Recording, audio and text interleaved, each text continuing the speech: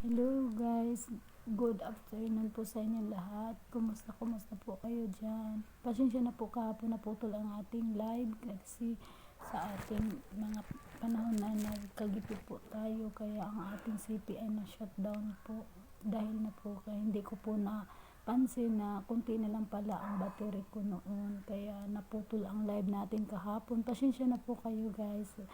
Mapauna na yan po guys, hindi ako makapagsalita na maayos kasi sa dami na po ng aking mga iniisip po kaya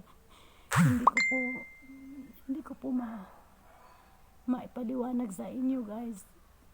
Pero nandito po ako, nagpapasalamat sa inyo na dumalaw kayo sa aking live kahapon na sana meron sana ako ipamigay sa inyo pero biglang naputol guys. Paumanin po sa inyo, sana naintindihan niyo po ako. At ngayon po guys, nandito po ako para humingi ng tawad sa inyo na hindi ko po natuloy yung mga plano ko na magbigay ako ng pajika sa inyo po guys. Pero sana po kayo mawala ng pag-asa at makapaghintay kayo sa akin balang araw. Thank you so much. Bye bye. Thanks for following me.